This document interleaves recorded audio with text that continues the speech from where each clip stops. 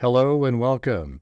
This is Grant Hughes of Grant Hughes Investigates on YouTube. This channel evaluates all aspects of true crime. As you are aware, videos and live streams in this genre often discuss elements of crime that may be disturbing to some viewers. If necessary, take the precautions needed to avoid these feelings. Factual information related to cases is the key to fostering rational true crime discussions. Fortunately, you will find that here. Please hit the like button only once, share the video, and subscribe if you like my content. Thank you very much for watching.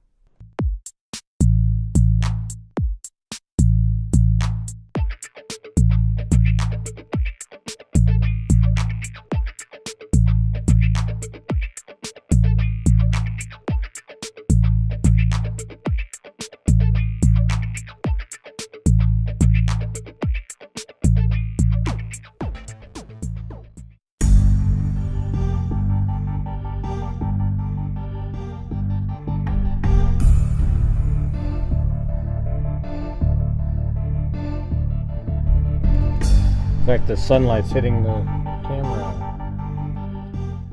Alright, well anyways, I sent off $200 to buy the 34 pages of the sentencing from the courts. So if you guys are out there want to help support the channel, you know, to help pay for stuff like that, that'd be great. That's more than the channel's brought in the last 2 days. Okay, I mean, it's just absolutely been horrendous. So if you guys can help support the channel for us to be able to do these kind of things, that'd be awesome. All right, so there, I'm not making it up. There it is, $195.50. Thanks to Frank Meister, who went out there and, you know, drove to the courthouse to hand them the money, and I had to pay for gas for them as well twice, because they had to go out the first time and then the second time, and so it's probably been more like $300 just to get this. So if you can imagine how expensive the court transcripts are going to be, okay, it's going to be crazy. Hey, thanks Marie Pintler.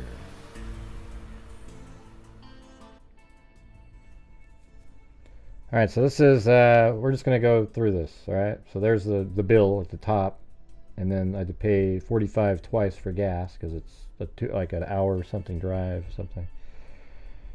Then we've got, and I put a watermark on it for once, because you got all these idiots out there that just screen grab each page as you're going through it. And you know what I should do is just zoom in and make it even harder. That way you have to do parts of each page. Okay. They just take what you do. You go out and you spend the money to get it, and then you got people that just steal it from you. And then you got people in the chat that'll say stuff like, why should I have to help pay for it? I can just go watch it. Right, but somebody has to pay for it originally, right? Okay, and it's usually us.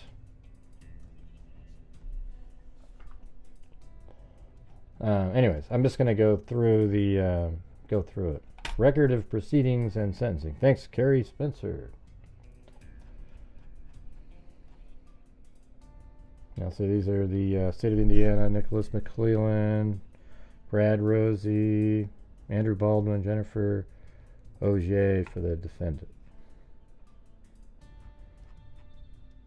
The Honorable Francis Siegel.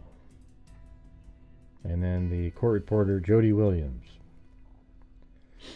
All right. I guess here we go. Good morning, ladies and gentlemen. I mean, I can't sound like a woman. I'm sorry about that. Hi, this is... No, it doesn't work. Good morning, ladies and gentlemen. We are on the record in State of Indiana versus Richard Allen. I'll show the defendant... I'll show the defendants here in person with counsel. The state is here by the elected prosecutor and his deputies. We are here for sentencing. Thank you for the sentencing memorandum submitted by counsel. I believe it was yesterday or Wednesday, excuse me. Are we ready to proceed? she said, I believe it was yesterday or Wednesday, excuse me. Are we ready to proceed, Mr. McClelland? Yes, Your Honor. And the court said, Mr. Rosie? And then he said, yes, ma'am. And Judge Gold said, Mr. Allen, for the record, would you state your full name and age for me, please? And Richard Allen, I don't know what you're talking about, Kim. Can we just go over this at this point? How much is the paperwork for that? We don't know. Nothing's been this is it right here, you guys. They have to file a, what do you call it? They're doing an appeal, right? And then when the appeal is filed, then information gets released because that's part of the appeal, like the transcripts and other pieces of information. All right? So can we just do this one for now? Yeah, I don't know if they'll ever release the autopsy. I mean, these are little kids.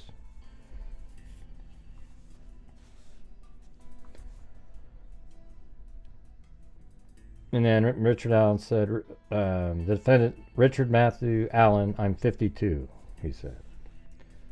And Judge Gold said, are you, and you are the same Richard Allen who was found guilty following a trial by jury? I don't know why you have to ask stuff like that. I mean, then Richard Allen said, yes. Then Judge Gold said, you're here with your attorney, Mr. Rosie, Mrs. Auger, and Mr. Baldwin. I mean, this is the first thing that we're ever able to see that's actually verbatim of what was said regarding the case of the trial. Okay, that's it. This is the first thing that's ever been put out that's actually the literal words that were said instead of somebody's notes. And we did read the statements of 3 people. But I'm asking you guys if you could please help support the channel to help cover these things, all right? I mean, you can watch it for free if you want to, but I need your guys' support on the channel. Thank you. Especially after the last 2 days. Unbelievable. All right, so we got... thank you to Gloria, Sandy, Susie, and Paulette on the... Oh, let's see.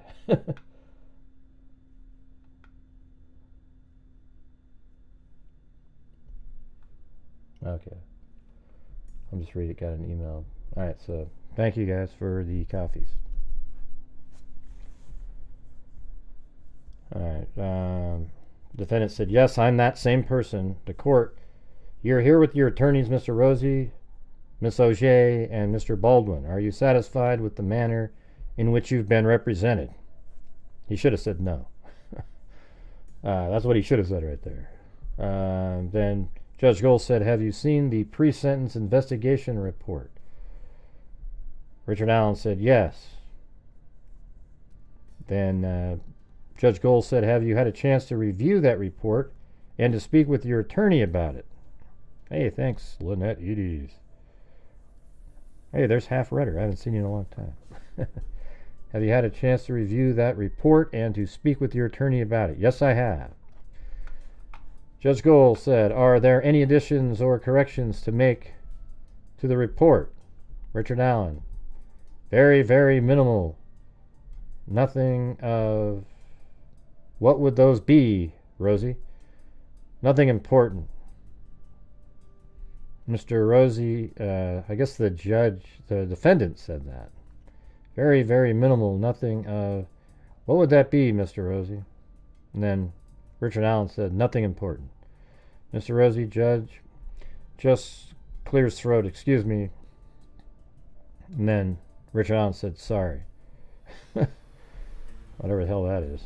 And then Mr. Rosie said, just referencing page 2 of 9 at the top of the arrest date as reflected in October 28th, and it's actually the 26th. Yeah, that's what I said on a show the other day. A couple days ago I said it was arrested on the 26th.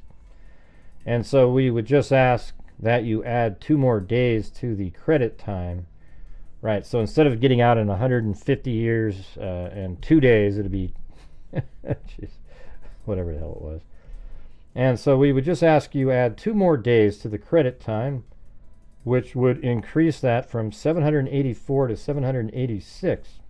And that's the totality of the change. And Judge Gould said, so with that correction of your jail credit, Mr. Allen, the pre-sentence report is as accurate as possible? Yes, ma'am.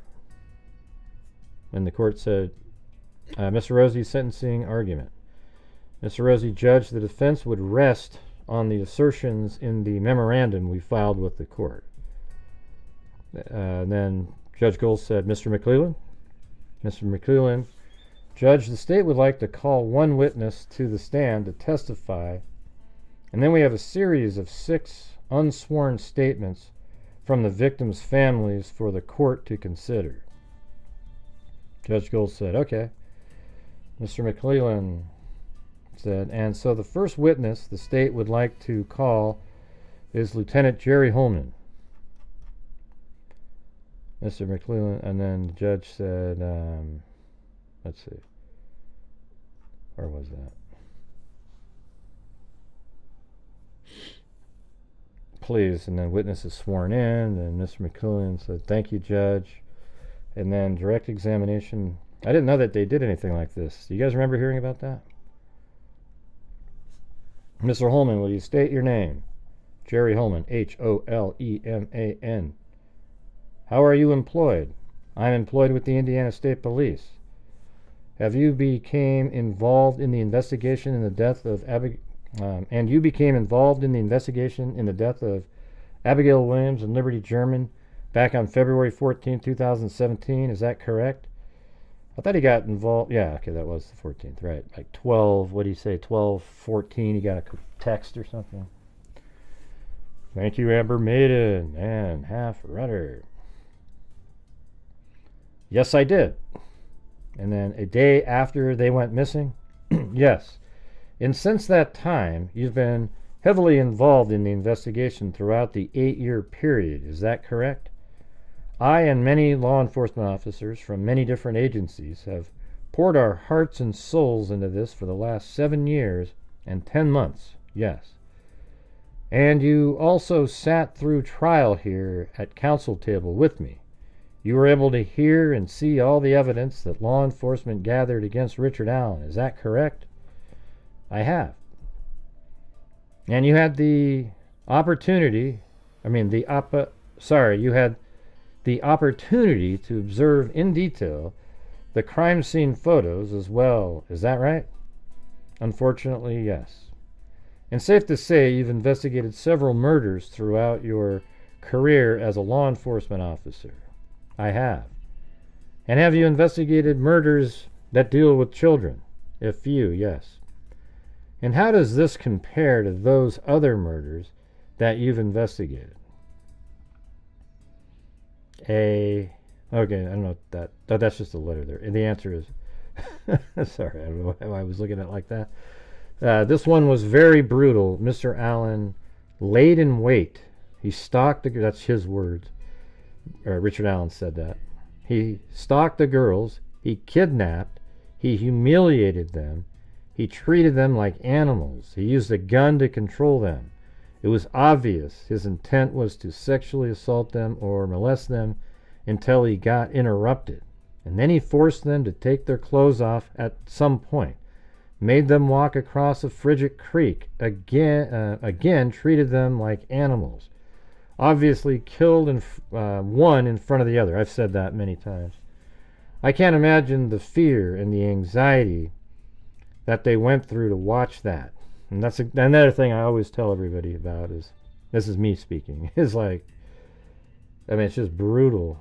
The 20 minutes of absolute horror. I can't imagine the fear and anxiety that they went through to watch that.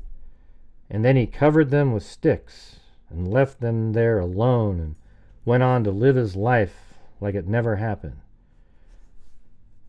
And throughout your investigation, you spent a lot of time in the Delphi and Carroll County community. Is that safe to say? I have. And you interviewed several people who live in this community. Yes, I have. Several people who are from this community. Yes. And did you see the effect that this murder had on the community? I did. Can you tell me a little bit about that? Because of the brutality and the heinous crime that he committed, I think it definitely put a lot of fear and anxiety into the community. Family members were afraid, or members of the community were afraid to allow their family members to go out, so they took extra precautions.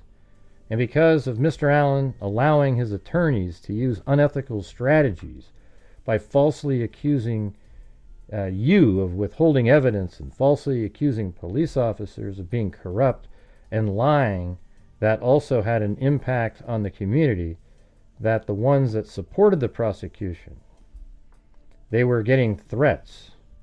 Hey, that's exactly true.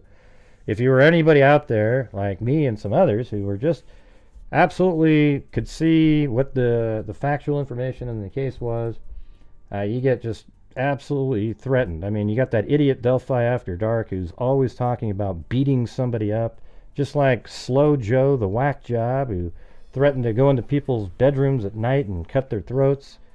I mean, these people are sick people. They support child killers. All right, there you go. I don't know how many, let's see, let me just start back up here. And because of Mr. Allen allowing his attorneys to use unethical strategies like by falsely accusing you and withholding evidence and falsely accusing police officers of being corrupt and lying, that also had an impact on the community, that the ones that supported the prosecution, they were getting threats. Family members of the victims were getting harassed and threats. Like I said, community members were getting threats. I don't know how many calls I received on people being harassed because they were supporting prosecution in the community.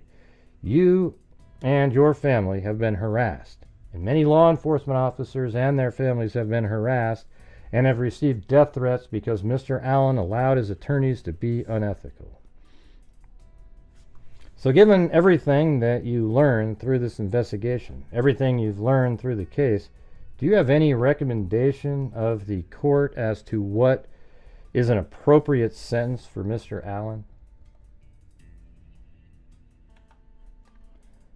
I do. I believe because he's so manipulative and persuasive, I think he's a danger to society.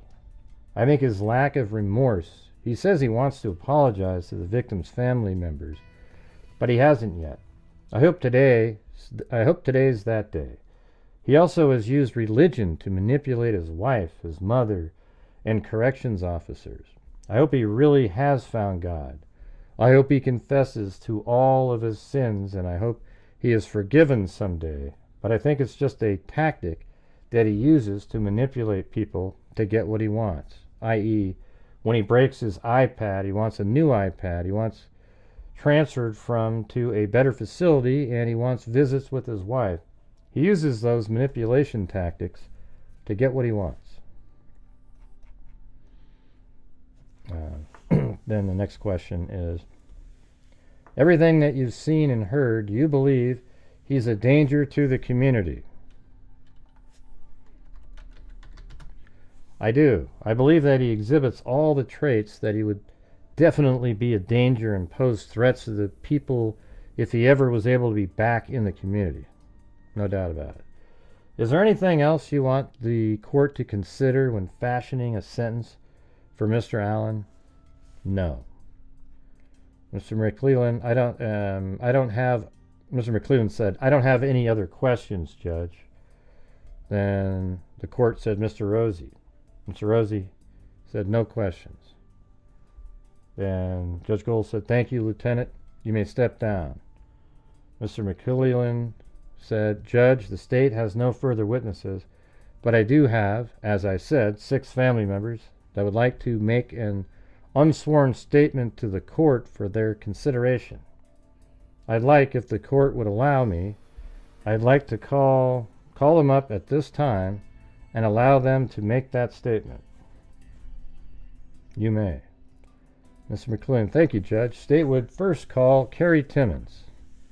Carrie, before you get started, I'm going to let you know that microphone, I don't believe it amplifies, and so I'm going to need you to speak up speak up in your best voice so that everybody can hear you, including the judge and the defense and the audience, okay?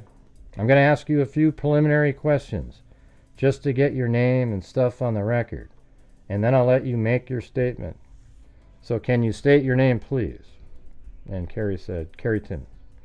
Mr. McClellan said, and will you spell that last name for the record, please?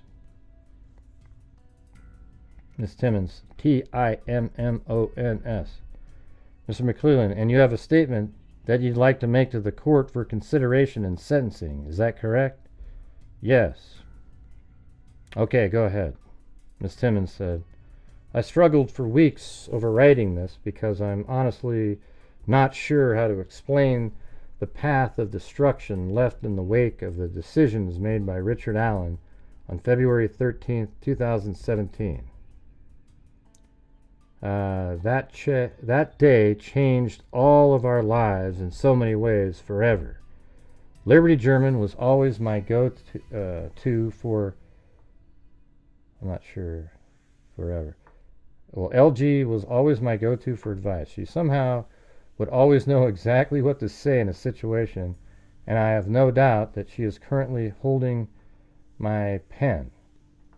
I had no problem getting the word out when he was just a bridge guy and had not been identified, but I honestly don't know how to process the fact that a husband and father is capable of the horrendous acts of brutality inflicted upon our beautiful children. I was totally blind to the fact that such evil existed.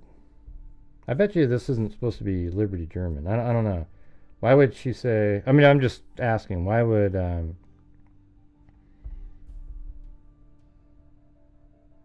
like, that day changed all our lives in so many ways. Liberty German was always my go-to for advice.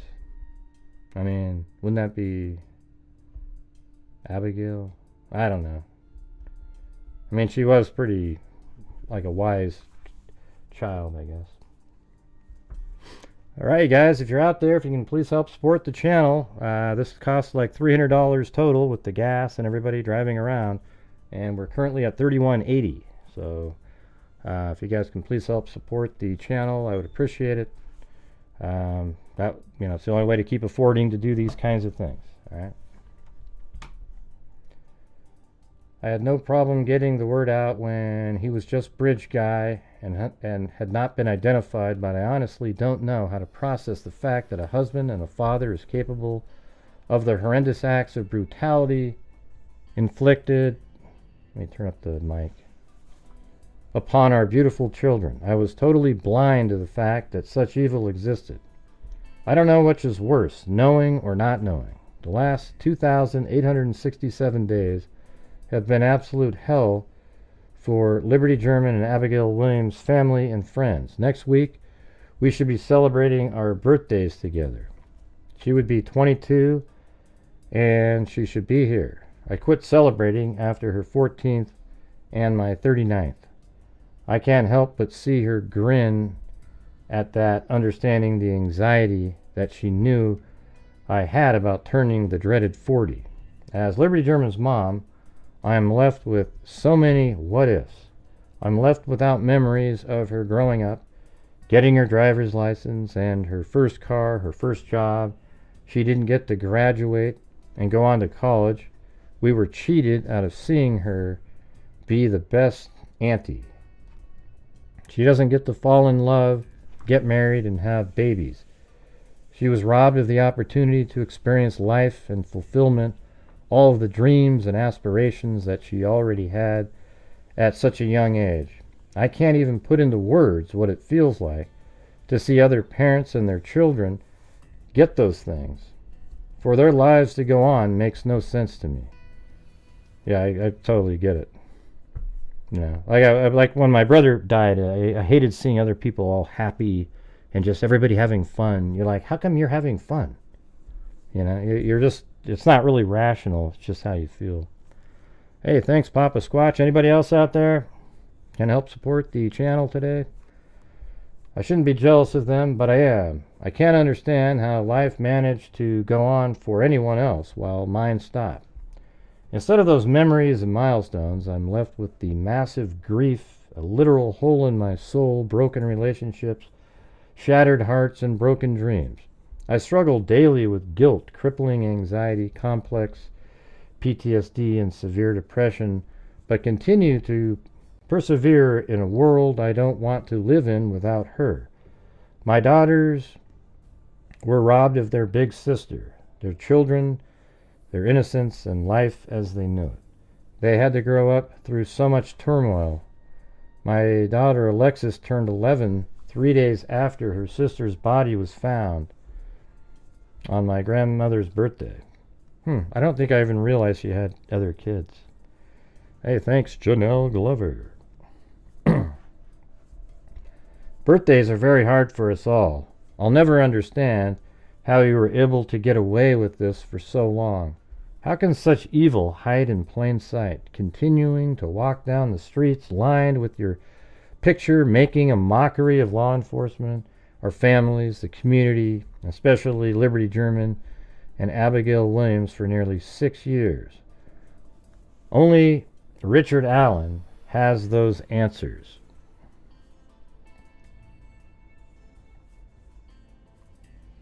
And since you've claimed remorse and need to apologize, I won't hold my breath waiting, but I deserve those answers. Liberty German and Abigail Williams deserve the entire truth to come out, and I'm all ears. Please put me on your visitors list. I'll listen. While there will never really be justice for closure and nothing will bring my daughter back, I am so very proud of her for not only exposing her and Abigail Williams' killer, but also for bringing much needed attention to so many cases near and far.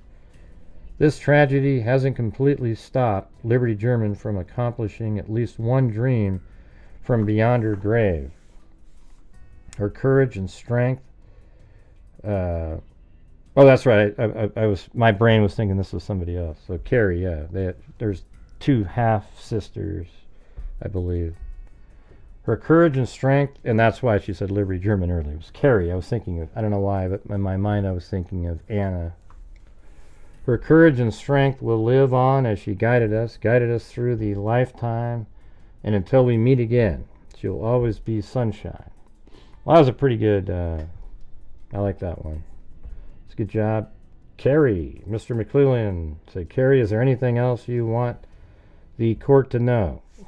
No, thank you, Mr. McClellan. All right, thank you.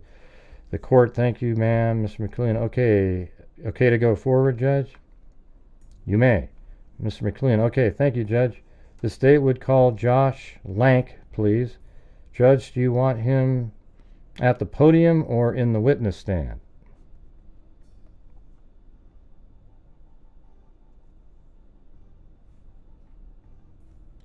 This is a PTSD channel. What the hell does that even mean? God, what a... Where do these people come from? Hey, thanks so much. Stage left even. Heavens to Murgatroyd. Exit stage left even. That wasn't that great. I used to be pretty good at that one, though. Right? Heavens to... That was from the old cartoons, man. Nice. That was that little guy, right? With that little, like, alien or something. I don't remember. Anyways, okay. Okay, thank you, Judge. The state would call Josh Lank, please. Judge, do you want him at the podium or on the witness stand? The court. He could, whatever is comfortable for you. Okay, all right. Well, will you state your name, please? Josh Lank, Mr. McClellan. And will you spell your last name for the record, please? L-A-N-K. Mr. McClellan, and how are you related to the victims? I am Liberty German's first cousin.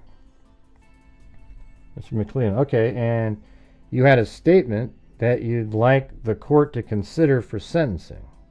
Yes, sir. Okay, go ahead. Good morning, Your Honor. How are you today?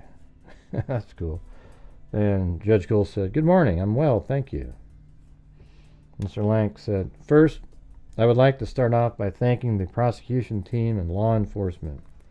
Without you guys and everyone involved in this case, the countless hours of you guys' time that was dedicated to this case, I truly can't thank you guys enough.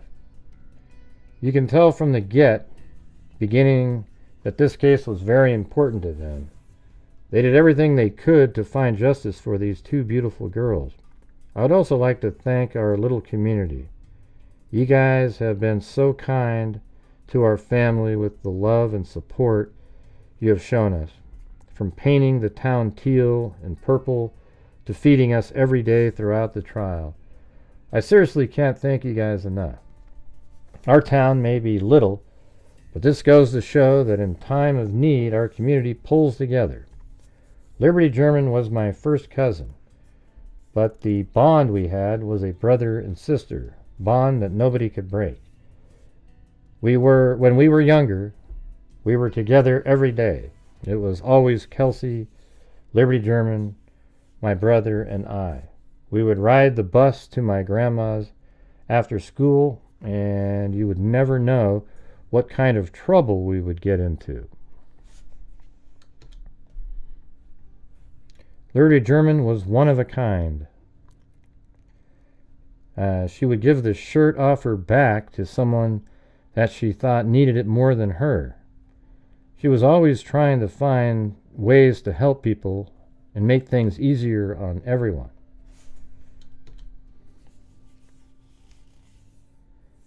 She truly was going to do great things in life. I actually believe that. I will forever remember Liberty German by the amazing memories we made and not how Richard Allen left them on February 13, 2017. We took so much away from both of those girls. They had amazing lives ahead of them. The pain he has put both our families through could never be forgiven or forgotten. The things we had to see will never be able to unsee, all because of him. This man has made my life and my family's life a living hell for the past 8 years. Now it's time for your life to be a living hell. 23 hours a day, no communication, isolation from the world until you die. I don't think that's how it's going to be. I don't think he's in solitary. He doesn't have the death penalty. Richard Allen took two amazing little girls with so much life ahead of them from my family and the Williams family way too soon. And for his actions, I hope and I pray he lives the rest of his life thinking of the mistakes he made that day. I would like to leave you with this. God doesn't have a place for sick, twisted-minded individuals like Richard Allen. The devil has a special place in hell for him, and I hope the prison community can get him there quicker than the sentencing. He is a dead man walking. Jeez. Yeah, that's right. I remember reading this one. Judge Gould, I ask you to take into consideration the max sentence with no parole. There should be no way this man has a chance to get out of prison and be able to have the ability to do what he did. Granting him no parole will solidify that. Judge Gould, thank you. Mr. Lank, thank you. Mr. McClellan, Judge, the state would call Diana Erskine, please, or Diane Erskine, sorry. Will you state your name for the record, please? Diane Erskine. Mr. McClellan, and will you spell your last name for the record for me, please? Erskin, Mr. McClellan. And how are you related to the victims? Miss Erskine, I am Abigail Williams' grandmother. Mr. McClellan, and you have a statement you'd like to give to the court for them, for the court to consider for sentencing? Yes, sir. All right, go ahead, please. Good morning. Good morning, Judge said. Miss Erskine, before I read my statement, I would just like to say on behalf of our family This is not a day of celebration. We will not be going home and toasting champagne or high-fiving each other. This is a day of great sadness for all the families that are affected by this crime. All of the families. I find it impossible to share how this crime has impacted my life without talking about Abigail Williams, my first child's first and only child. That's what I was thinking earlier. She brought so much joy to our family and held so much promise in her short life. She was especially kind to young children and elderly people, and was often surrounded by both in our home. Her favorite phrase was, "Do you need any help?" Yes, Abigail Williams, I'm sure, could use your help right now. The first word that comes to mind when I think about February 13, 2017, is terrified. Abigail Williams was not bold or brave, especially when it came to strangers or the dark. This is the world that wakes me up in the middle of the night, knowing what she faced, what she felt, what she suffered. And see, that's what I always would tell you guys just randomly. At the end of that bridge, when they saw this guy coming, they felt the same way that a lot of us have felt when there's something terrifying about to happen. Your heart starts beating really fast. You can't really think very well because your heart's beating really fast, rapidly and fast. But for most of us, that terrifying moment passes, and we're able to get back to normal. And like, oh, phew, geez. But in their case, the terrifying moment got worse and worse and worse, and the fear that they had when they saw this guy coming became a reality. And one of them saw the other one get killed first, and they both got killed as at the culmination of the horror that they were feeling. So that's the thing when I sit around and I think about what they went through. That's what I think about. Kind of use my own personal experience with those moments where you're feeling like something horrible is going to happen, and then realizing that stayed that way and got worse for them. Man, it's just a freaking nightmare. I sure could use your help right now. The first word that comes to mind when I think about February 13th is terrified. Abigail Williams was not bold or brave, especially when it came to strangers or the dark. This is the world that wakes me up in the middle of the night, knowing what she faced, what she felt, what she suffered, what she saw in the final moments of her life. The next word that enters my mind, especially since the trial, humiliated. Abigail Williams was a shy girl who blushed easily. Yeah, Jesus. She never dressed in a way that was revealing or drew attention to her figure. She would have been devastated by the number of people who have seen her in this most vulnerable state.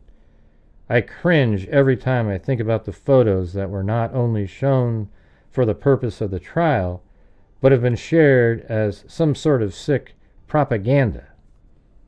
Thanks, defense team. That's why you guys are sick people.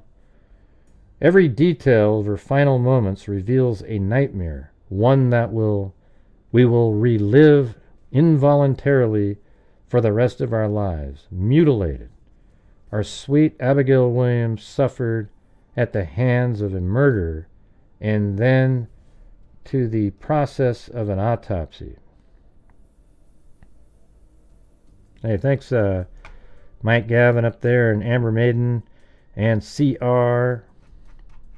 And if you're out there and you can help support the channel, trying to recoup the around $300 or so that we spent on getting these documents. That includes the gas. I had to pay somebody to go out. Frank Meister's friend, actually. Let's see. Our sweet Abigail Williams suffered first at the hands of a murderer and then to the process of an autopsy. I understand the medical and legal necessity for an autopsy, but until this trial I was naive as to how invasive this procedure was. How will I ever erase the mental images I now live with? Yeah, it's pretty brutal what happens, you know, especially when they peel back their skull, the skin on your head to see if you've been hit over the head. It's just so many different things. It's horrendous. How will I ever erase the mental image of that I now live with? I could have left during this, or any portion of the trial that was so graphically horrific, but Abigail Williams didn't get that choice. Her last words that I heard recorded on Liberty German's phone was, "Don't leave me up here." Liberty German didn't leave, so I didn't leave. God, that almost makes me want to get sad. It makes me sad. The last time I saw Abigail Williams, she and Liberty German were laughing and walking out the back door, her arms full of the craft supplies they planned to use. I was washing dishes and called, "Have fun." To this day, I have so much sadness for not stopping to hug her. The anxiety I feel every time one of my grandchildren leaves or I leave them is a lasting reminder of losing Abigail Williams. Every day since the day Abigail Williams was murdered starts the same. I wake up, make the bed, look at the clock, and calculate how many hours I have until I may return to it. I pray, breathe, make the most of the time that I have, knowing that I have now lived almost 5 times Abigail Williams' lifetime on Earth. Every night I climb back into bed, look at the clock, calculate how many hours I have left to sleep. Unfortunately, sleep is not an escape, but more often a task. I pray for a good dream, a visit with my loved ones who are waiting for me with Abigail Williams in heaven. Nightmares come anyway. Let me start that again. Nightmares come anyway, and I seldom sleep through the night without waking at least once. Then begin the what ifs or if only. As I watch Abigail Williams' friends grow up, graduate from college, choose careers, and even begin having children, I can't help but wonder who she would have become in her life if it hadn't been taken. How many great-grandchildren were murdered that day as well? How do we keep living and loving without her? I will never be the same person I was before Abigail Williams' murder. I grieve the life I used to have. I feel sometimes that my own family has been cheated out of the version of me that existed before this crime and the me that many people will never know. I am grateful for my life. I owe my survival to my faith in God. Richard Allen took Abigail Williams' life on earth, but she had already given her heart to God. Believe that. Thank you, ma'am, the court said. Mr. McLuhan said, Judge, the state would call Eric Erskine. Please, sir, will you state your name, please? Eric Erskine. And how do you spell your name? E-R-S-K-I-N. And Mr. McLuhan, and maybe a silly question, but what's your relation to the victims? I am Abigail Williams' grandpa. Mr. McLuhan said, and you have a statement you'd like to give to the court for them to consider during sentencing, is that correct?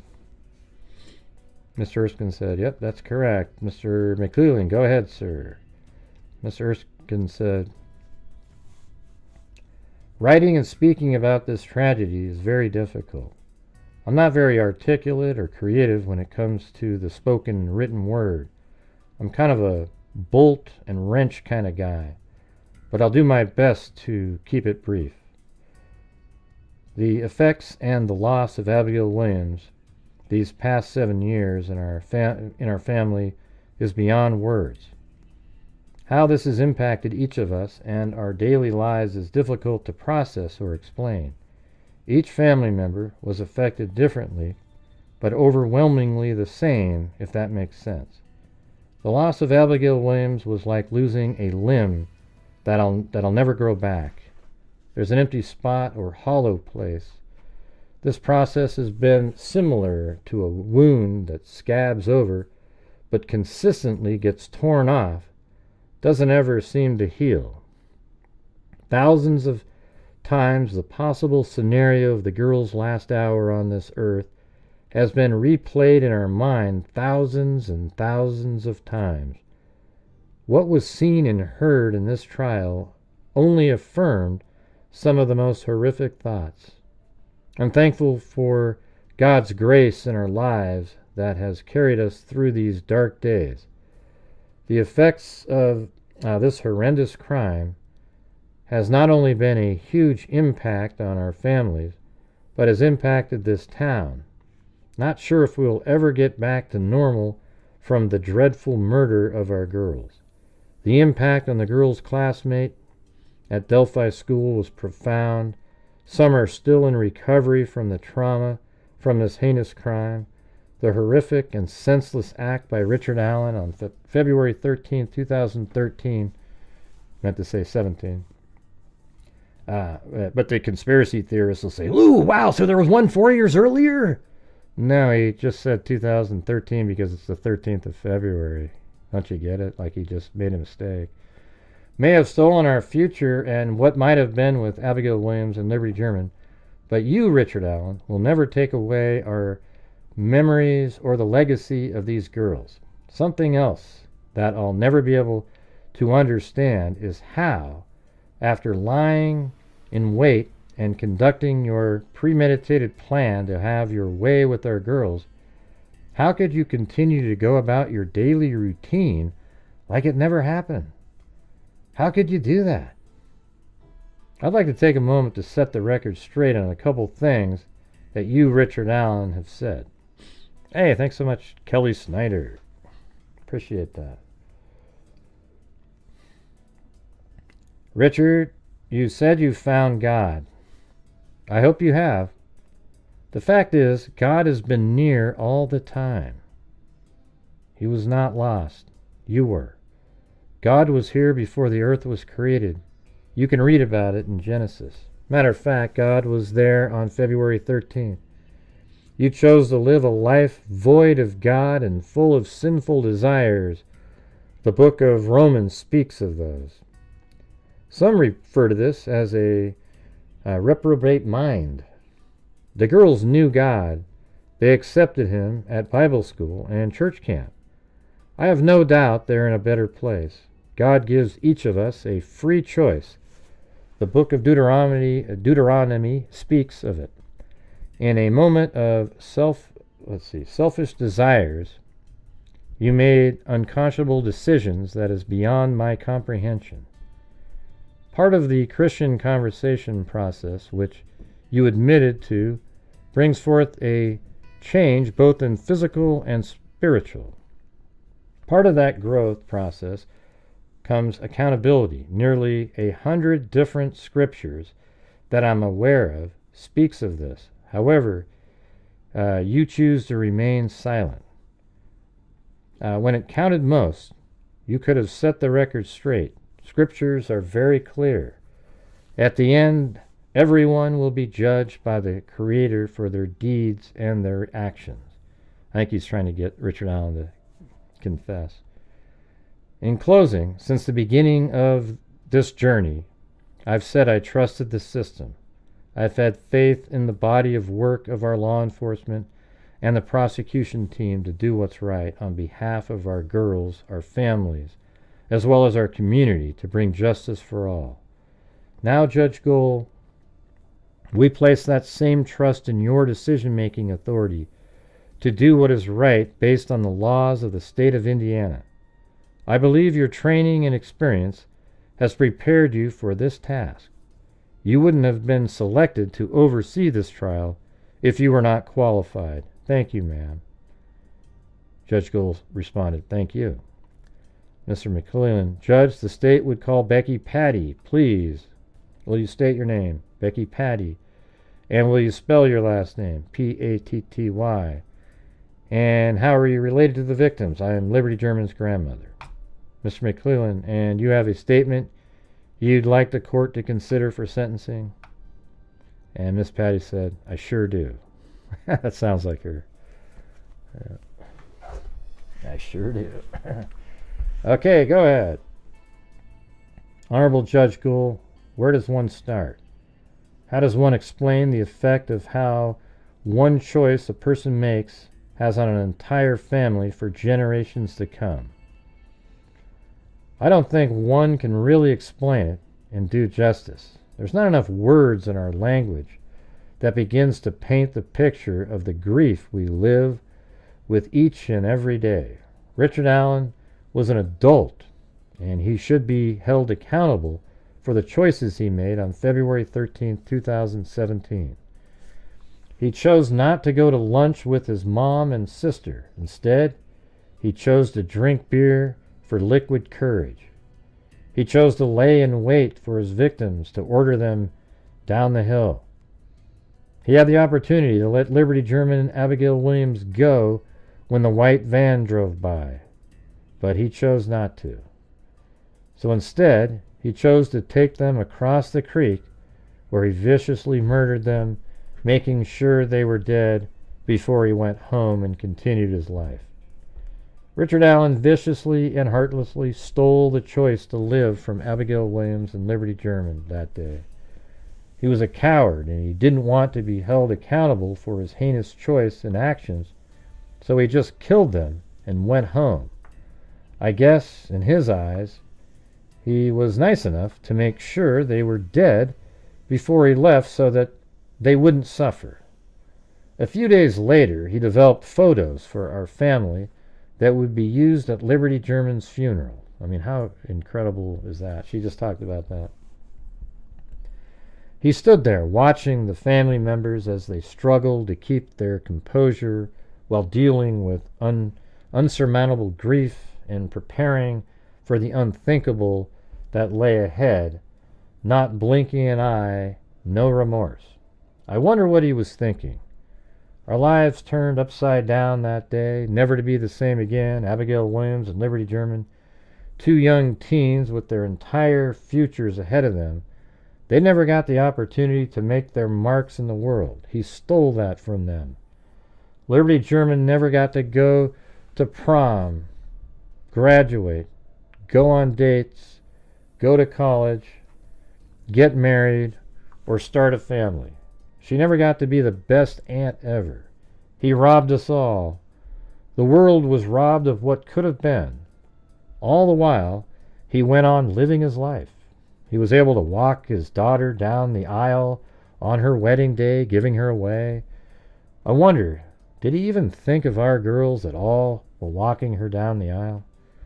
Our families will never get the privilege of watching Abigail Williams or Liberty German walk down that aisle. He took that from us. The impact of Richard Allen's choices made that day has haunted our families for almost 8 years and continue even now. Because of choices he made and his subsequent arrest, he was appointed 2 lawyers to defend him. Those lawyers have done nothing but twist the knife around and around in our wounds that Richard Allen caused that day. Because of one lawyer's sloppiness, sealed crime scene photos of Liberty German's naked and mutilated body were left unattended, allowing images to be taken and spread around to people on the internet. As recent as a week ago, these crime scene photos were still being shared on the internet for no good reason or for entertainment. Sharing those photos changes nothing. It doesn't solve the crime. It doesn't bring the girls back. So now, because of Richard Allen's choices that day and his lawyer's sloppiness, the impact has now become generational for us. One day, when Liberty German's nieces or nephews decide they want to learn about how their Aunt Liberty German, they may be faced with those horrible crime scene photos that were so carelessly taken care of. I wonder if his lawyer would have been so careless with those photos had they been photos of his own children. Would he still have felt no accountability because he was snookered? And then you have the other lawyer who sat in the judge's chambers stating he really didn't care that the photos were released. I wonder if those, he would have been so callous and uncaring if those were photos of his children, naked and mutilated, body being shared. Would he still not care? When does it ever stop? As recent as yesterday, the defense continued playing their games. They know law enforcement investigated their third-party theories with never being able to place any of those people at the trails that day. But yet, they continue their charade at the expense of Abigail Williams and Liberty German. We don't even want to go there talking about hardship caused to the families. Richard Allen is not the victim. Now those professionals are allowed to claim what our families now have to live with for generations to come falls directly on the head of Richard Allen because of the choices he made on February 13th, 2017.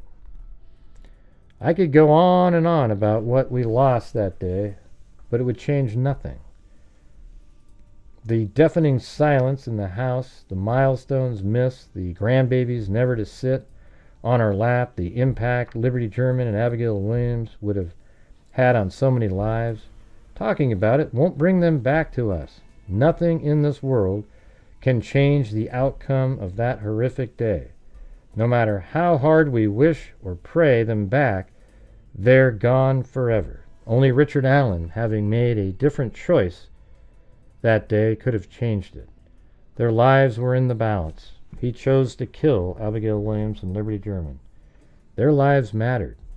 He, Richard Allen, is the one responsible for all of this.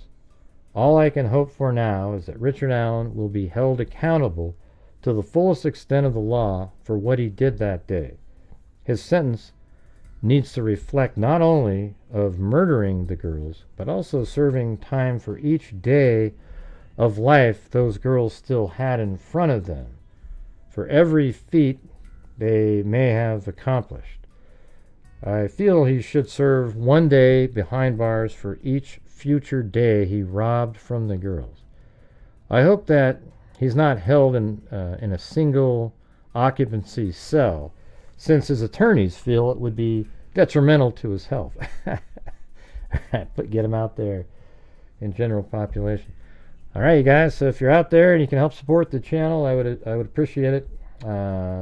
Getting this transcript was $200 plus the driving was another $100. So just trying, and we've had 2 really horrendous days in a row prior to this.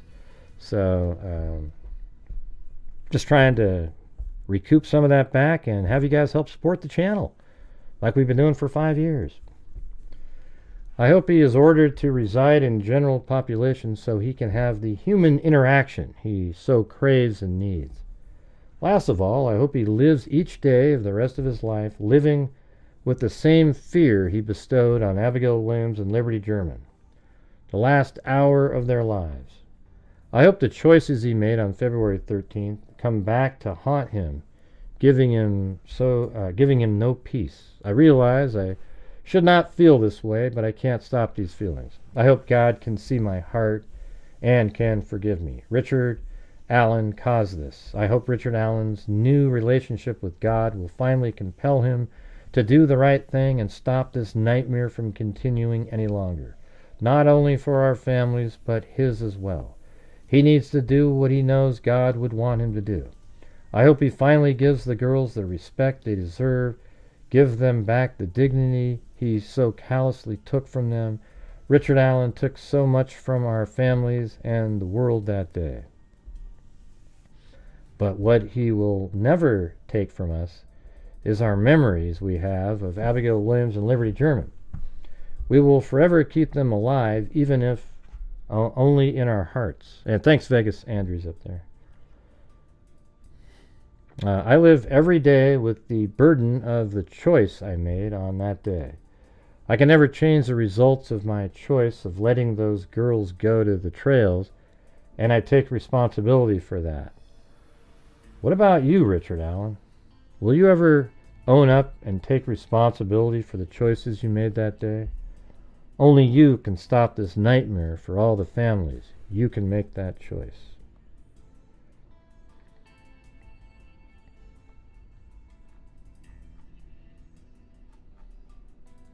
Thanks, Cassandra and Stacy on PayPal. Alright, so then it's thank you, ma'am, Judge Gold said, and Mr. McClellan, Judge. And lastly, the state would call Mike Patty, please. Will you state your name for the record, please?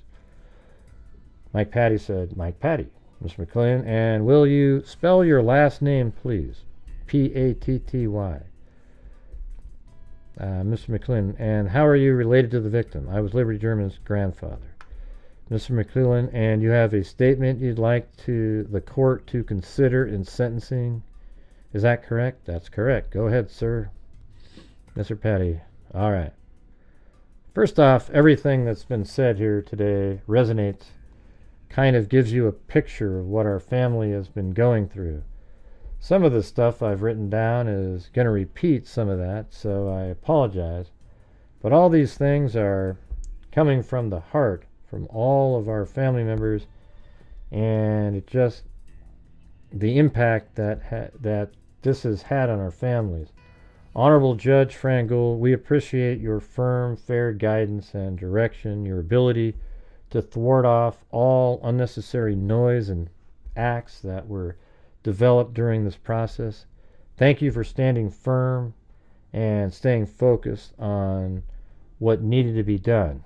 I request you provide the maximum sentence allowed under our justice system, and whatever that sentence is, but also have no possibility of parole. There's no parole available for our girls. For this, I will never forget.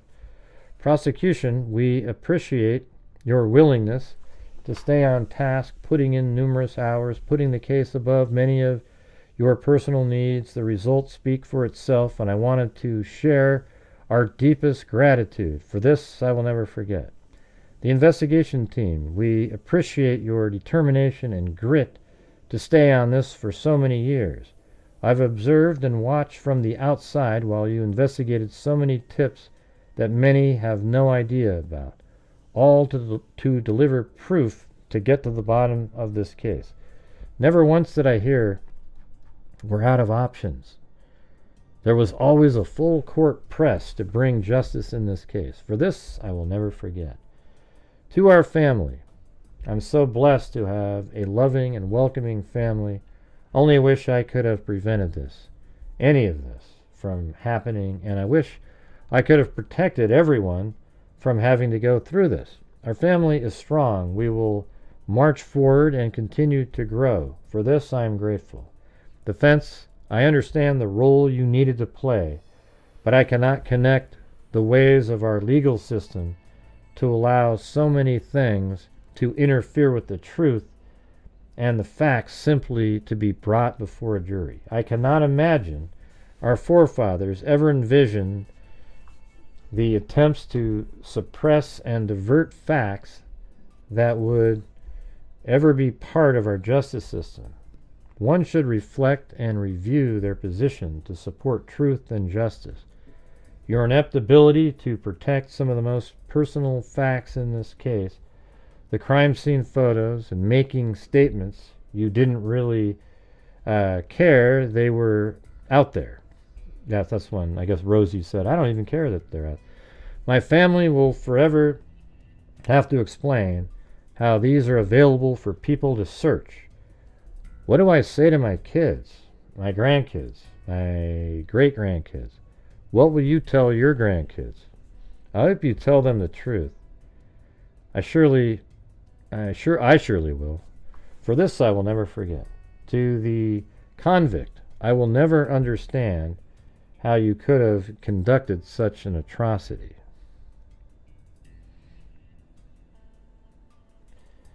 You killed my granddaughter nearly 8 years ago, and you've only thought of yourself. Your attempts of self-preservation are a result of how you really are. Once you committed this crime, You could have been a man, stood up and taken accountability, but you didn't. At any time during these proceedings, you could have stood up and taken responsibility, but you didn't. You were only concerned about yourself and tried to get away with murder. Actions always speak louder than words. And watch, the defense will say, that's not true. He tried to confess in prison. You mean when he confessed and you guys stopped him from confessing and, because you wanted to, we think we can just get you off. We know you did it, Richard, but we think we can get you off. You guys are losers. My God. You're only concerned about yourself and tried to get away with murder. Actions always speak louder than words. By being so selfish, you continue to punish and hurt my family. For this I will never forget. Your act of murder has tested my faith. I'm still not ready to provide forgiveness. If I'm able to, it will be for my own faith and conscience, not for yours. For this I will never forget. I've never felt such hatred, and I know I should not be this way towards another human being, but what you have done has impacted so many people's lives. We will heal with the help of our pastor. I'm lucky to have a great family and will enjoy the rest of my life helping and watching all of them grow, from our kids to our great-grandchildren. This is something you will not get to take away, and you'll never get to experience the joy and love as what my family has. Lastly, I hope the rest of your days are spent in as much fear as the girls had to experience in the last part of their lives, and hope those moments haunt you the rest of your days. You deserve no better. Now is time to stand up and take accountability. Put a stop to these future attempts for appeal. Just let the girls rest in peace. Mr. McLuhan, thank you, Judge. The state has no other witnesses and no other family members that would like to make an unsworn statement. The state would just reserve the right for argument, and that would conclude the evidence the state has for sentencing. The court said, you may proceed, Mr. McLuhan. Thank you, Judge. Judge, as the court can see from the victim impact statements in the pre-sentence investigation and from the statements made here today, Abigail Williams and Liberty German were very special to a lot of people in this community. They touched a lot of people's lives and everybody that day they interacted with. They left a last impression with those people, from teachers to principals to community members. They were caring, loving, selfless, and two special little girls. The family endured 6 years without knowing who committed this offense. 6 years of torture until Richard Allen was arrested. And at that point, there should have been a sigh of relief for the families, but there wasn't. After his arrest, YouTubers called them names. Countless podcasters accused them of being corrupt. And so that's where I'm proud of myself for not being one of those people. And what's weird about it is it isn't something that you should even have to be proud of. That should be the norm, but it isn't. There's very few people that covered the Delphi case that aren't sick, absolute monsters who are just out there trying to sell whatever they can to their hideous viewers. And if you're one of those people who view them, you're as hideous as they are, unfortunately. And if that loses me subs, so be it. See you later. Okay, I do not care. I think you're disgusting to sit there and go, ooh, and sort of entertain the bullshit those guys put out there, because you're part of the problem, okay? But there wasn't. After his arrest, YouTubers called them names. Countless podcasters accused them of being corrupt. This case gained nationwide attention, and when the crime scene photos were released, they were re-victimized by that. Re-victimized by people sending them the crime scene photos, or the crime scene photos being posted on various websites and web pages, all in an effort to get more clicks, to be a more popular site. That's exactly right. That someone would visit. God, it just makes me want to vomit. You guys are sick. You know, the snays of the world, just disgusting people. Michelle After Dark. What a pile of crap that person is. Never ends. Just hideous, horrendous people. Let's see. On various websites and web pages, all in an effort to get more clicks, to be more popular site that someone would visit. So the families continue to be re-victimized even today. Judge, as the families heard them state, even today they continue to see those photos. This crime affected the community. It affected the community in a negative way. Many of the family members and many of the investigative team were born and raised in this community, and they can tell you that this was a quiet, safe place to live, a little town in Midwest America.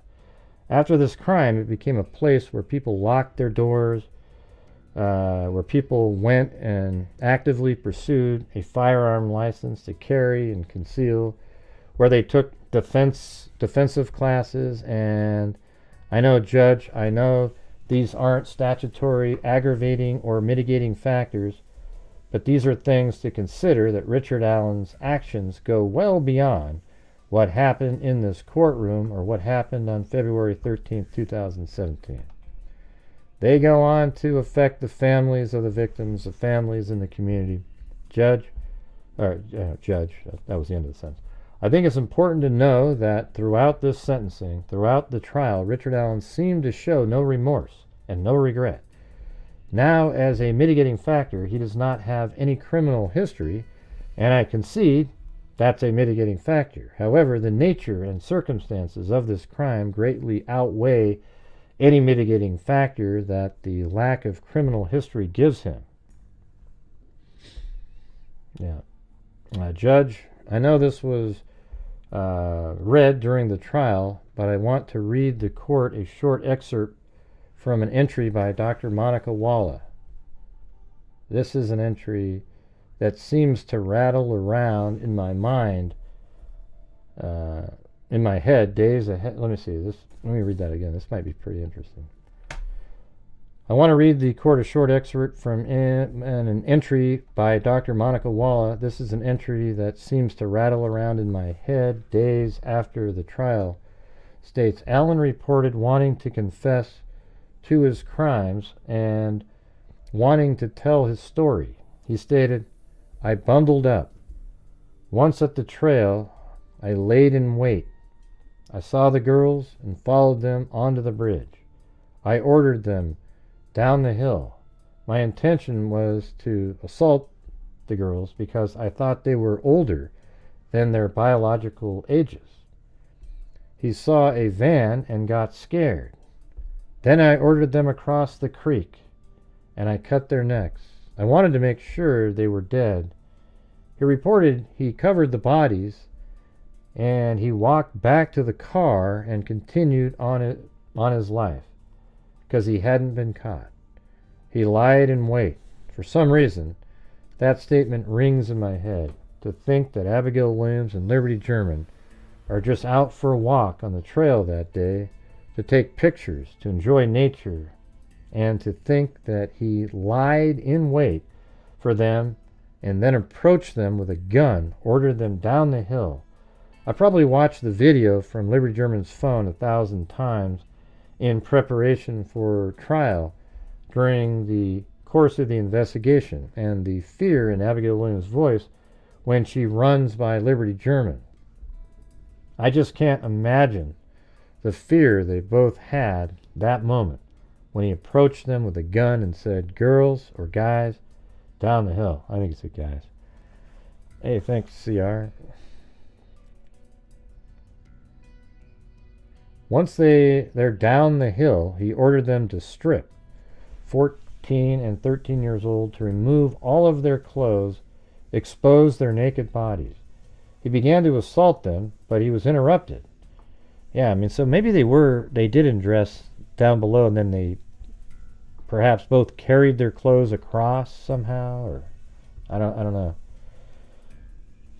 Only to lead them across the creek and cut their throats. He began to assault them, but he was interrupted, only to lead them across the creek and cut their throats. I just can't imagine what was going through their heads as he cut one of their throats and the other one had to watch while they're naked.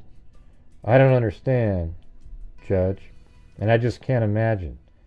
And then he walked calmly to his car, and he lived his life here in our community for the next 6 years like nothing happened. No remorse, no regret. This is a man, if he's allowed out, he will kill again. He is a danger to our community, and he's the worst kind of danger. He's the kind of man that can kill 2 girls and then be so callous as to go on with his life like nothing ever happened. That is a dangerous man. So the nature and circumstances of this crime, Judge, is in the state's mind, far outweigh any mitigating factors or mitigating weight that the lack of criminal history may give him. And so with that being said, Judge, the state recommendation is a fully executed sentence on both counts consecutive to one another. 65 years for the murder of Abigail Williams and 65 for Liberty German. The state would ask that those sentences run consecutive to one another for a total,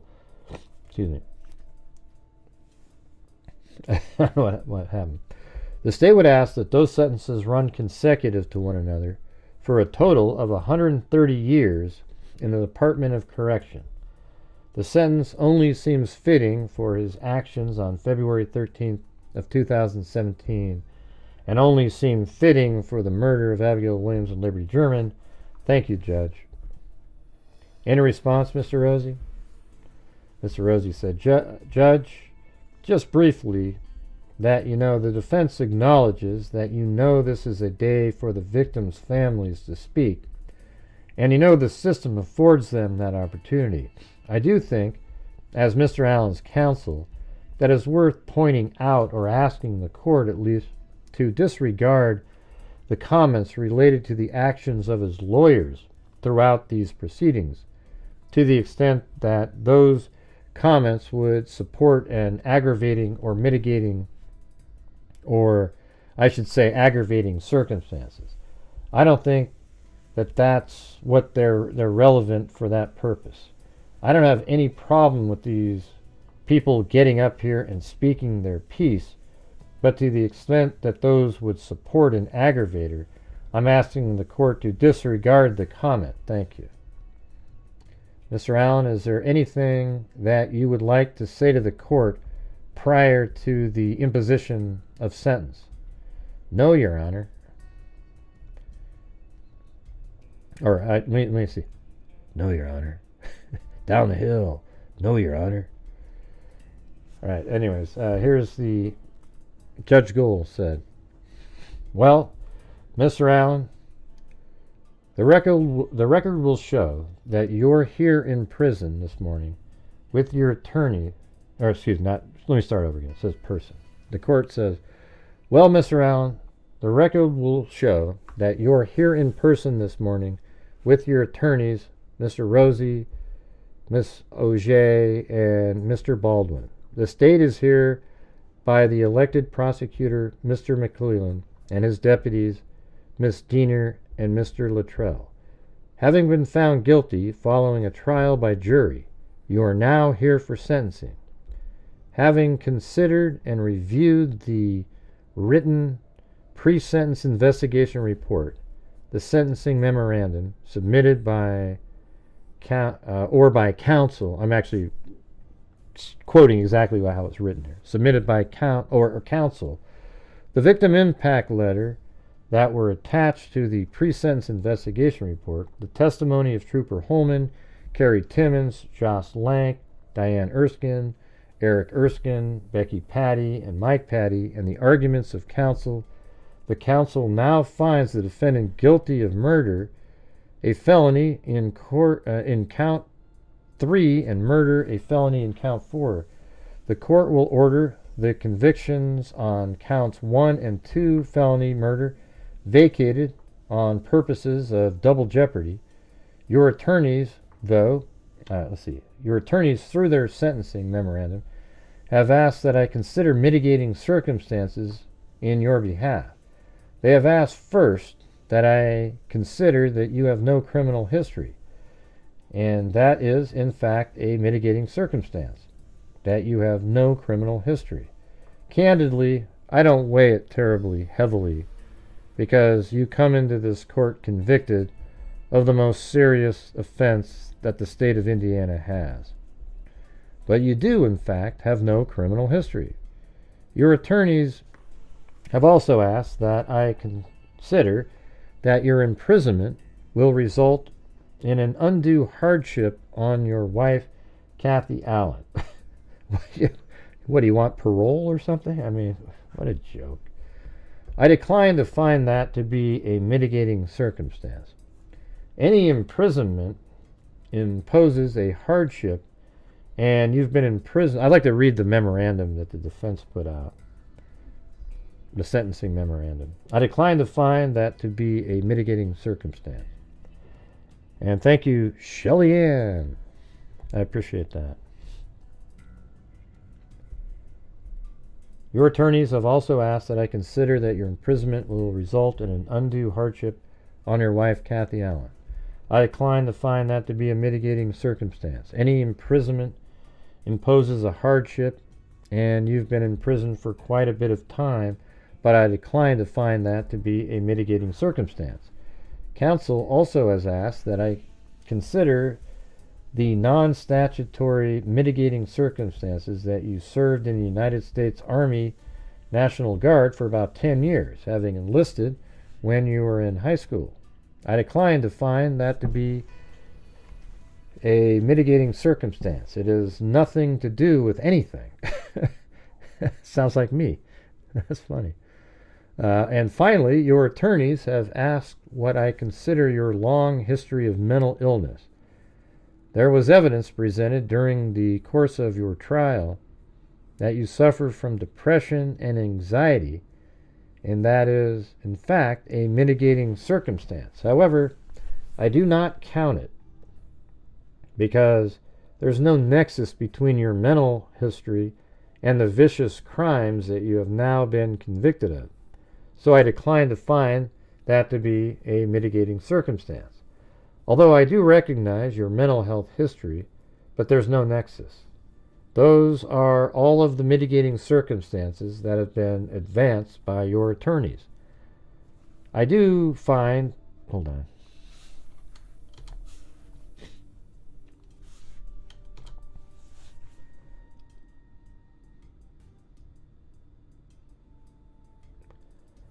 Where was I?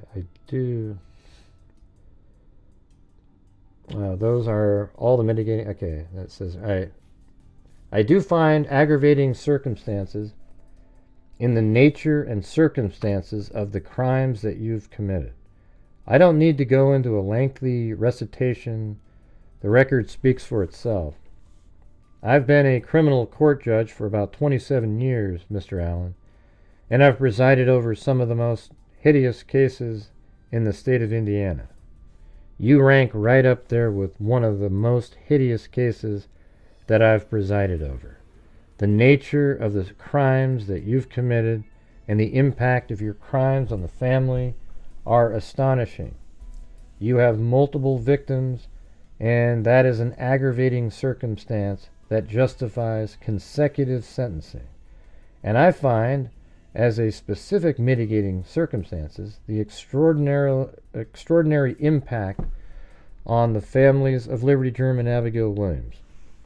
You know, the legislature assigns terms of years in their determination on what sentences should be. So the minimum sentence is 45 years. The maximum is 65 years. And you rank right up there with the extraordinary impact on these families. And not just the specific family members that testified, not just the specific family members that submitted victim impact statements to this court, but I think it was Liberty German's grandmother who talked about generational impact, which far exceeds that which the legislature have determined to be significant. Candidly, I've never really thought about generational impact, So I appreciate the opportunity. Oh, that's pretty cool that one of the comments that Becky made had more of an impact. So I appreciate the opportunity provided by Liberty German's grandmother to consider that. That's awesome. These families will deal with your carnage forever. And you sit here and you roll your eyes at me as you have rolled your eyes at me repeatedly throughout the course of this trial. The court would find that the aggravating circumstances are such that they require the maximum sentence consecutive. The court therefore orders that the defendant be committed to the Indiana Department of Correction for classification and confinement for a period of 65 years on count 3 and a period of 65 years on count 4. As there are multiple victims, the court orders that those sentences be served consecutively for a net sentence of, she says 120, but it should say 130 years, says SI, that Sikh thing there, in the Department of Corrections.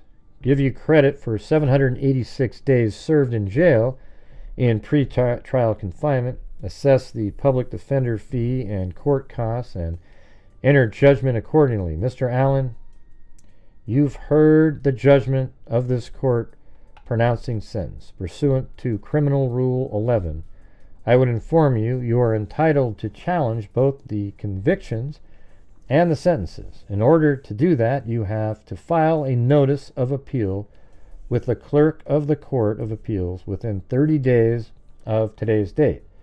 If you fail to timely file that notice, you forfeit or give up your rights to appeal. If you cannot afford an attorney, I will appoint counsel at public expense for the purpose of filing the notice of appeal and appealing the conviction and the sentence. Do you have any questions concerning your rights to appeal? No, Your Honor. Judge Gould says, will you be hiring an attorney to represent you, or do you need me to appoint a public defender? Just appoint, Your Honor. Yeah, it's Rosie and Baldwin. Jump ship. They got what they need. They got what they got. They got all their money and from the state. They convinced Richard Allen to go to trial so they could just milk the system. There's no way in hell that these guys thought he was innocent. They just thought that they had a chance to get him off, if they could trick the people. When the Odinist stuff was thrown out, they probably shit their pants. Oh man, we were going to trick everybody. We just don't have that anymore.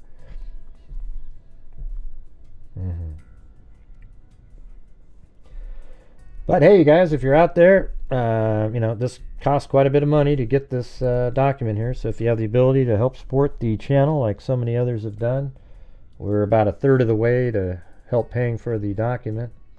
So if you have the ability to, that would be great. So then, right here, the court said, all right, I will appoint the public defender of the state of Indiana to timely perfect your appeal, and I will send the notice of the judgment of conviction to the state of public defender so that she may begin the process. Is there anything else on the record, Mr. Rosie? No, ma'am. Judge Gould, Mr. McClellan. Mr. McClellan said, Judge, I did file this morning a motion to seal and keep confidential the crime scene photos and the autopsy photos and the reports. I printed the court out a courtesy copy. I apologize, I did not get it done until earlier this morning. With the continued, exhibits of the crime scene photos on the internet, the state, made the motion to seal those things permanently. The crime scene photos, the autopsy photos, I totally get that, both of those, and the autopsy reports.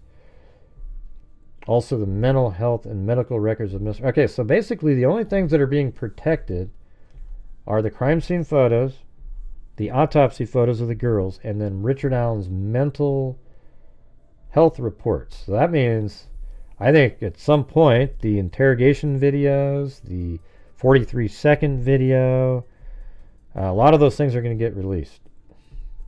I don't think his in-jail video, eating feces and things like that will be released. Hey, thanks, Viv. Appreciate it. Again, I think, let's see. And he's going to mark those as confidential. I think that's appropriate under statute, Judge, that I cited. I think those are exceptions under like Indiana Criminal Code 51434 that can be exempt from FOIA and exempt from distribution. I want to make sure that the families are not continued to be re-victimized. This case is over. If anyone related to this case decides to release those autopsy photos or the additional crime scene photos or the mental health and medical records of Richard Allen, I think those things are privileged. I ask the court to consider. I understand the court may not be willing to make a ruling on that today, but I wanted to bring that motion to the court's attention that I did file that this morning. Mr. Rosie? Judge, I appreciate Mr. McClellan's thoughts in that regard. I did catch that motion as I was leaving the office this morning, so the defense is not conceptually burdened or troubled by those requests.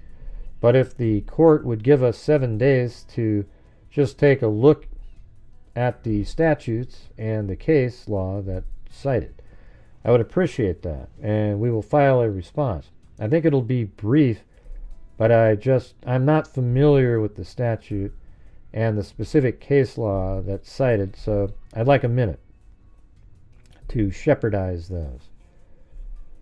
The court. Okay, that's fine. Yeah. And then, let's see. McClellan said, nothing further, Judge. Thank you. Then the court said, and based on now the conclusion of this case and the trial, the gag order that was previously issued by the court back in December is lifted in counsel and the parties are relieved from further responsibility. Thank you very much, counsel. Mr. McClellan, thank you, Judge. Attorney Stacy Diener said, thank you, Judge. The court, the defendant is committed to the Department of Corrections. And that concludes the proceedings. I, Jody L. Williams, official reporter. Yeah, so. All right, well, there you go. That's crazy, isn't it? I kind of want to read the McClellan opening thing again, though. Or maybe it wasn't the McClellan. Was it, maybe it was, see, I didn't know that Jerry Holman got up there and kind of had a little quick testifying again.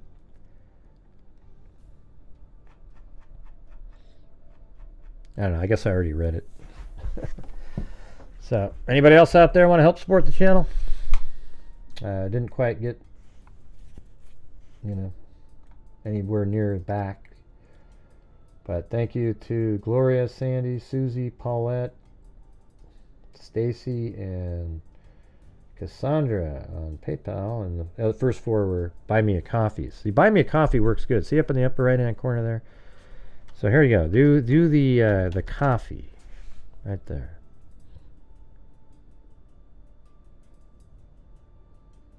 Why are you typing in that name, Cindy? There's an E after the L, by the way. No, he didn't mention that, Cindy. Yeah. Yeah.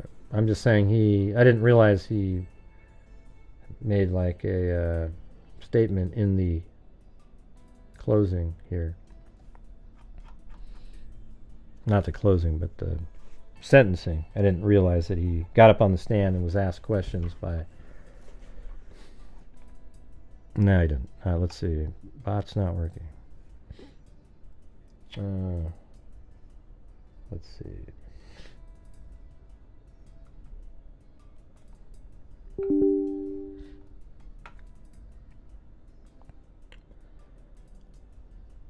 Yeah, cool. Here, I'll try to get the bot working so you guys can help out with the coffees.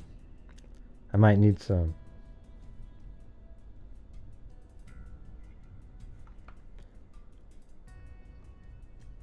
Yeah, I don't remember if he said anything about that. I just didn't. If he did, Okay, maybe he said something like that. I don't know.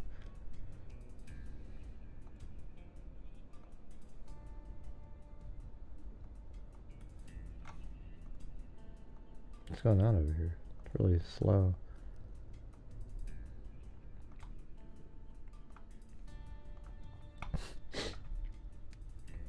I don't know.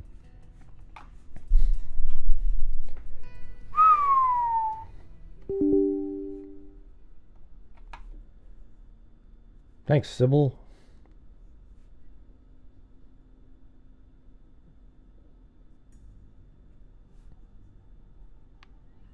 All right, well.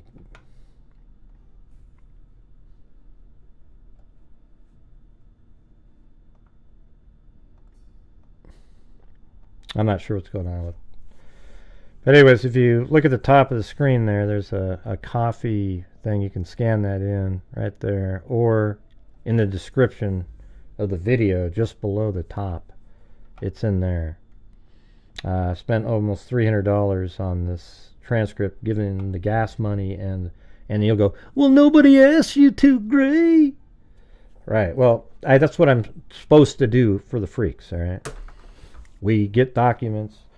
We try to get stuff out there, and and anywhere you go that got these documents, they probably, either they stole them from us or they paid somebody else themselves. So it'd be great if you guys would support the people who actually do that. Yeah, I don't know what to say about these crazy stream bots.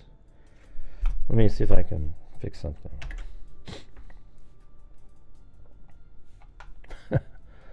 All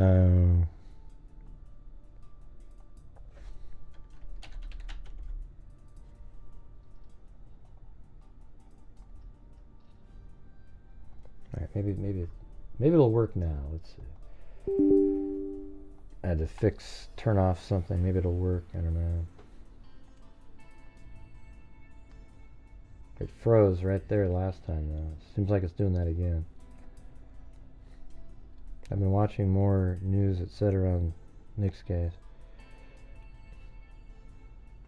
I don't know, Brooke. As long as you don't believe she did it intentionally, I'll do it again. I'm not going to do it. It was so disturbing, all the wackos that think she's like this double, like a serial killer. But other than that, I'm not going to do it.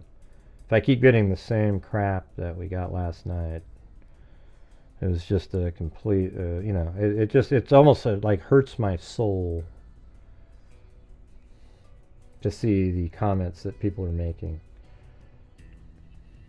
It's ridiculous. Yeah, I actually we covered the case back in 2023 when the second incident happened, I think. And there's an article out there. Yeah, who knows if it's a memory problem, or just something natural. Did you read one of the people in the comment section? She said that she was driving her kid somewhere and then literally forgot to drop the kid off, and then 10 minutes later went, oh my God, and then remembered. So it's like just something that happens to people. Some people are fortunate.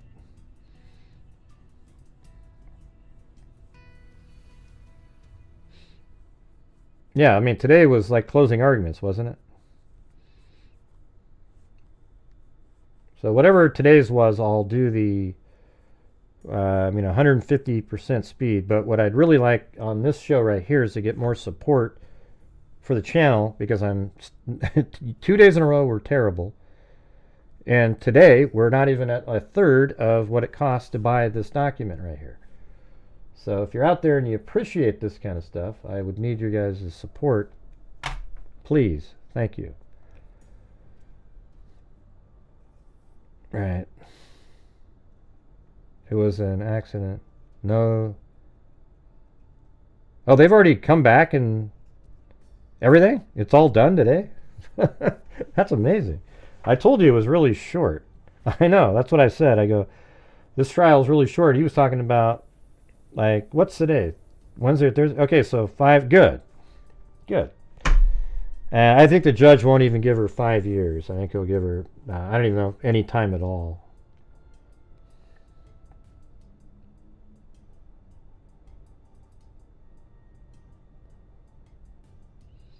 Yep. So I guess we'll go over what happened today in that case.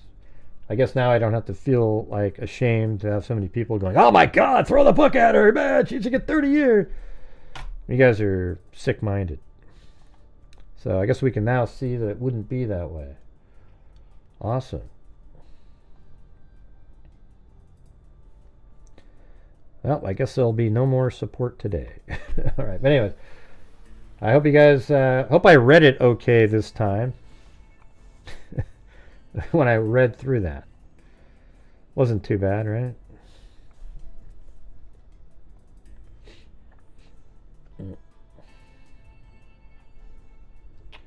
Thank you to Marie Pentler, Carrie Spencer, Half Rudder, 55 months, Lynette Eades, Amber Maiden, Half Rudder, Papa Squatch, Janelle Glover,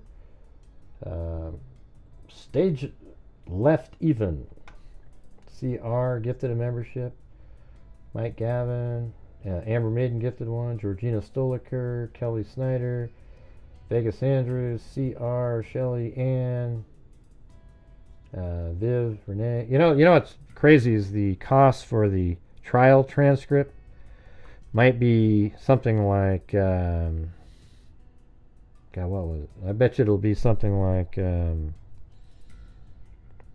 I mean, even after it's they charge you like $4, $5 a page for the original one. I was the original person. I got this, right? So I had to pay that amount. But if somebody else buys it first, then you pay $1 a page. But even at $1 a page, the trial itself might be something like, gosh, I don't know, $4,000 or $5,000. I mean, it's insane. Like this was 34 pages, and it was like an hour and a half. So each day of trial might be 200 to 300 pages. So then you go, okay, that's $1, then 300, then it lasted, let's just say 20 days. So that's, I mean, what is that? That's like $6,000 just for the trial.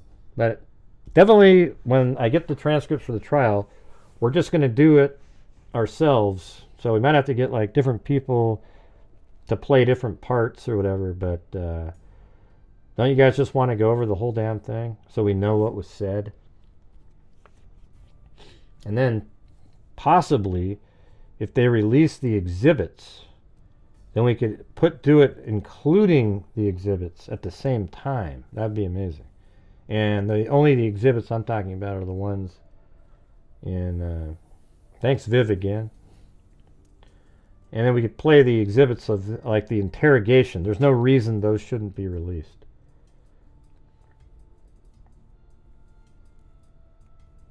Mm-hmm.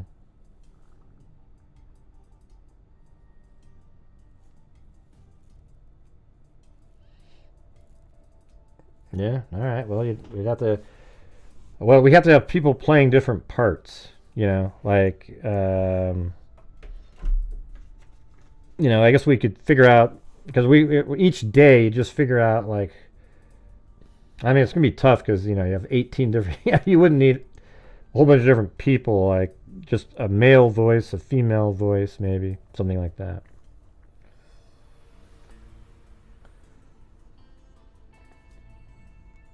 They don't sound like you, though, Cindy. Anyways. All right, guys. Well, thank you all very much for being here. Thanks for those who supported the channel and realized that, this channel needs income to continue doing what it's doing. And it's just the reality of it. Sorry.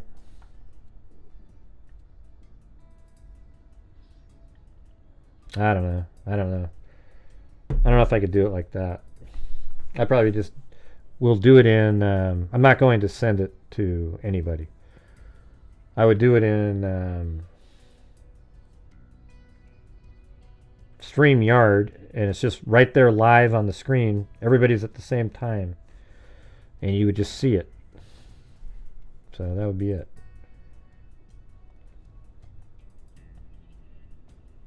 Did it finally work? Let's see. coffee. Come on. Who's getting me some? Let's see. Is it working now? The link?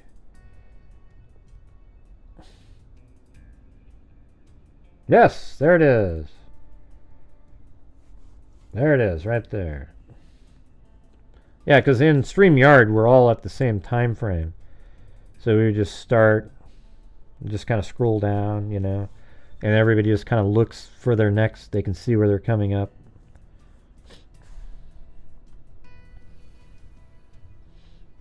All right, we'll give 5 more minutes for some of these coffees. Come on, you guys. You can do it.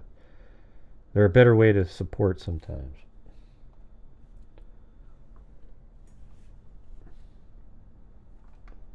Oh my God, really, Cindy? Jesus. I don't agree. I can't imagine.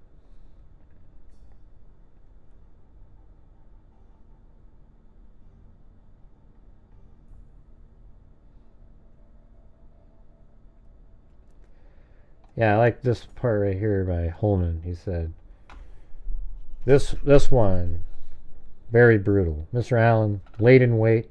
He stalked the girls. He kidnapped. He humiliated them. He treated them like animals. He used a gun to control them. It was obvious his intent was to assault them, or, you know, again, just sexually assault them until he got interrupted.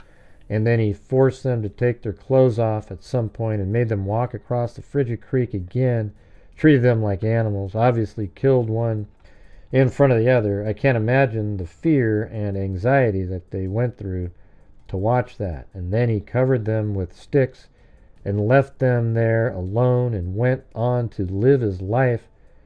It's never happened. And throughout your investigation, you spent a lot of time in the Delphi and Carroll County community. I have. Can you tell me a little bit about, and did you see the effect that this murder had on the community? Because of the brutality and the heinous crime that he committed, I think it definitely put a lot of fear and anxiety in the community. Family members were afraid, or members of the community were afraid to allow their family members to go out. So they took extra precaution.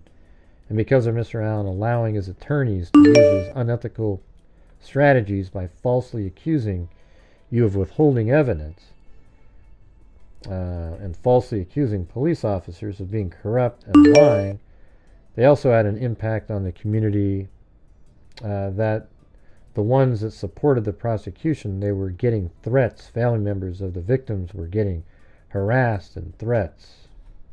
Yeah. So a lot of YouTubers who literally were right and correct and followed the case correctly and had the factual information in the case, and a lot of us got threatened too by these wackos out there. Thanks, Cindy. I do. I see it. You got me a half a cup of coffee. Thank you very much.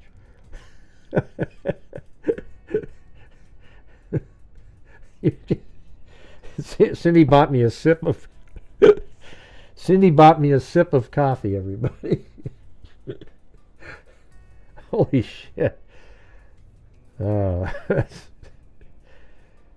oh my God. Let's see.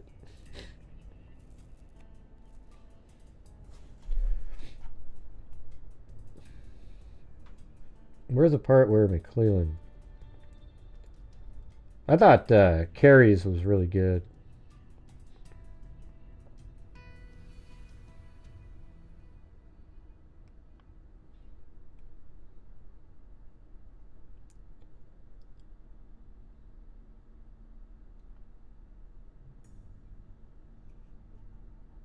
Yeah, that was good. A lot of good stuff in there. But anyways, thanks everybody. Thanks Cindy J and Raylan at the end. I'm just teasing Cindy. Any amount of coffee's good. Mike was great, but so was Becky. Yeah. I don't know. I thought Becky's was I don't know. I thought Anna's and Carrie's were really good.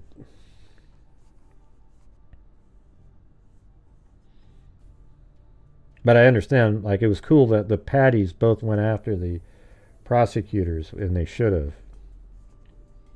They made life a living hell for everybody.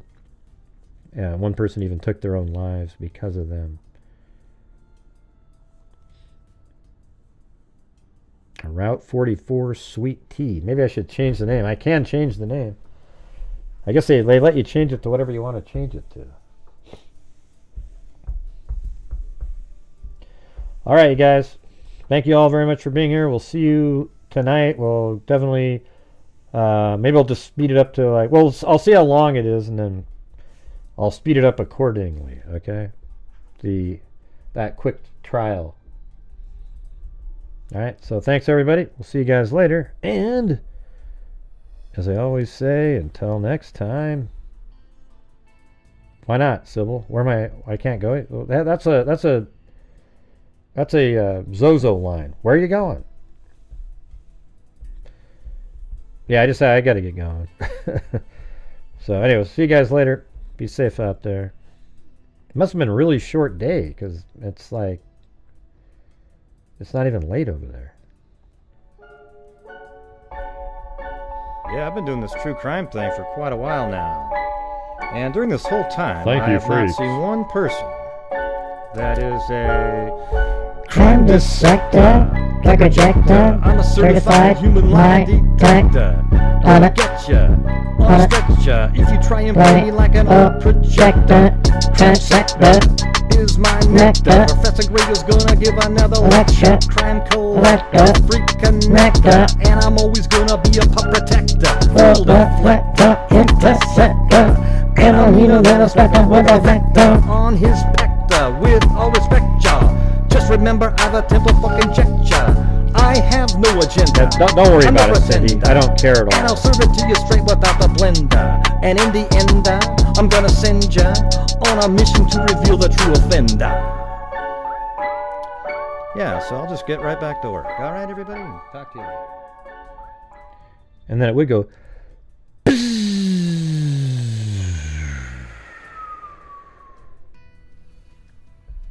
Correct. I don't know. It's not working, the sound effects. See you guys later.